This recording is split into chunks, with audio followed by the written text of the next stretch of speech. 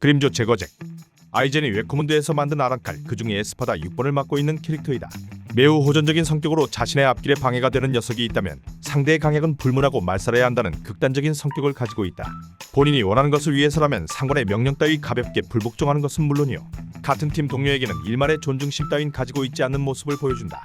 첫 등장은 요로이치에게 신나게 처맞고 온 야밀리아르고와 우르키오라를 비하하며 놀리는 모습으로 나왔다.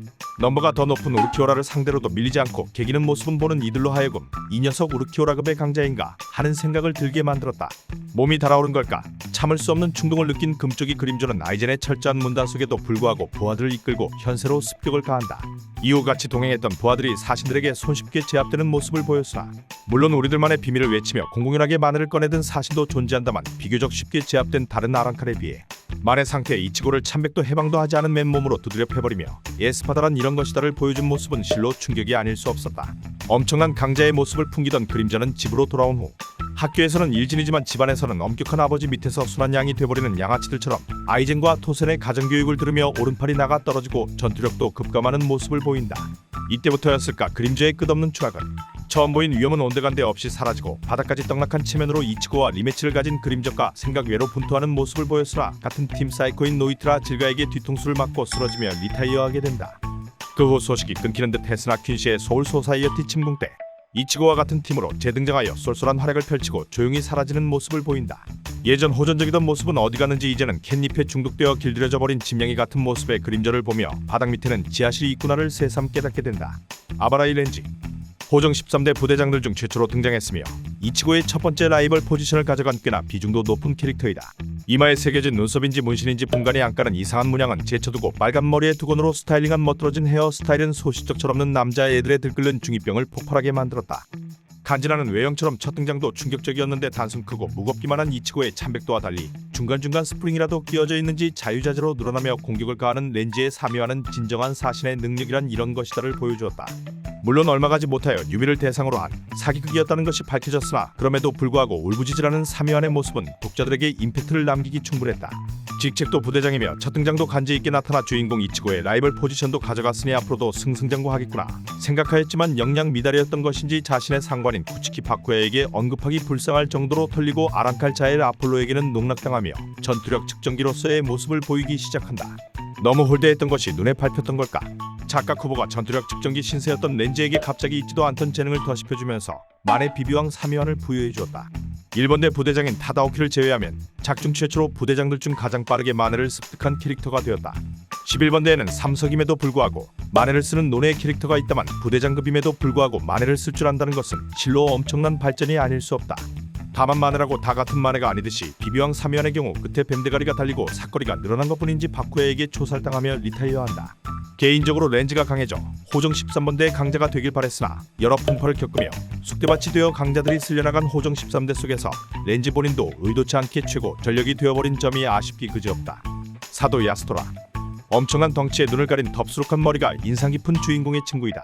얼핏 보기에도 강해 보이는 외관처럼 주인공인 이치고와 함께 일개 양아치들 정도는 손쉽게 제압 가능한 무력의 소유자이다.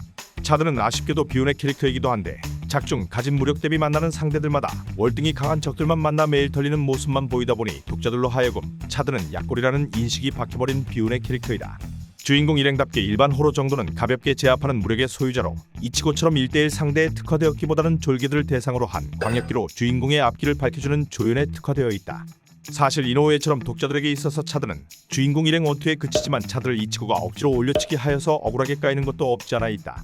쿠로사키 이치고에게 있어서 차드가 누군가에게 진다는 것은 상상할 수 없다 하였지만 이제는 대부분의 팬들에게 있어 차드가 누군가를 이긴다는 걸 상상할 수 없을 정도로 차드의 가치에 엄청난 떡락을 가져왔다. 차드의 위상에 큰 추락을 가져온 것이 이치고라는 점을 봤을 때 사실 처음부터 차드의 떡락을 계획하고 실행한 것이 이치고의 계략이 아니었나 하는 의심을 지울 수 없다. 메노스 길리앗. 브리치 속 위상이 가장 추락한 피해자 중 하나이다. 드러나는 모습처럼 빌딩 따윈 가볍게 넘는 크기와 흉측한 외모, 거기에 비견되는 무시무시한 등장음까지 초창기 브리치 속 호로 이상의 호로가 무엇인지 보여주는 공포의 존재였다. 특유의 공간을 찢으며 나타나 등장만으로 주변의 공기를 압도하는 모습은 이것이 주인공이 성장해서 상대해야 할 끝판왕이라는 느낌마저 주었다. 쿠치키 루키아의 언급에 의하면 메노스 길리아는 사신 기록에서도 찾아보기 드물 정도로 출연 빈도가 적었으며 등장하기만 해도 피해가 엄청났기에 왕속 부대, 속칭 영번대가 나타나 제압해야 한다고 하였다. 그만큼 고평가의 끝을 달리던 메노스 길리안의 떡락은 순식간에 이루어졌다. 아란칼 편에 이르러 메노스 그랑데라고 불리던 우리가 알던 호로의 모습이 사실은 메노스 중에서 가장 최하급인 길리안이었다는 사실과 한 마리만 등장해도 비상이 걸릴 것만 같던 위상과 다르게 웨코문드에 널리고 널린 개체 중 하나라는 사실은 큰 충격으로 다가왔다. 육중한 몸체와 파괴적인 세로를 쏘아대던 모습에서 이제는 아란칼이 되기 위한 간식들이었다는 사실이 밝혀지며 길리안의 위상은 갈갈이 찢어졌다. 아마 이제는 현실 세계의 길리안이 공간을 찍고 강림하여도 지나가던 사신 아무개씨가 평범한 참백도로 찢어발기는 일이 생기지 않을까 싶다. 히츠가의 토시로 블리치 속자타공인 최고의 천재 포지션을 달고 있는 최연소 대장이다. 보정 13대 그 중에서 이토록 빠른 나이의 대장의 자리에 오른 사실은 없다고 할 정도로 역사에 기록될 신동이라 불리는 캐릭터이다.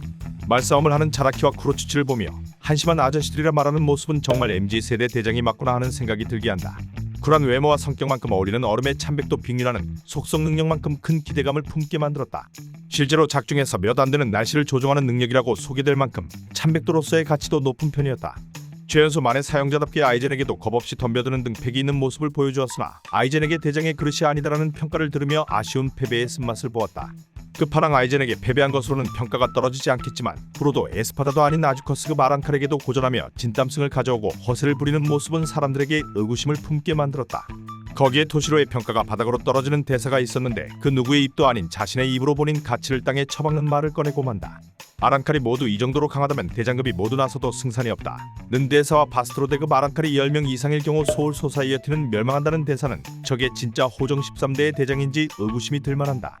뒤에는 조용히 실력을 쌓아가며 빠른 발전 속도를 보여주었으나 퀸시의 침공 이후 만회를 빼앗기면서 처참하게 쓰러지고 2차 리벤지전에서는 다소 활약하는 모습을 보여주었으나 쓰러지고 나서 좀비화가 되어 같은 팀에게 민폐를 끼치는 모습은 눈살이 찌푸려지기 충분했다. 박한 대우를 받은 만큼 평가가 좋지는 못하였지만 그럼에도 천재는 다르다는 것을 보여주는 진정한 만회를 깨우친 토시로에게 아직까지 반등의 계기가 있음은 충분해 보이기도 하다.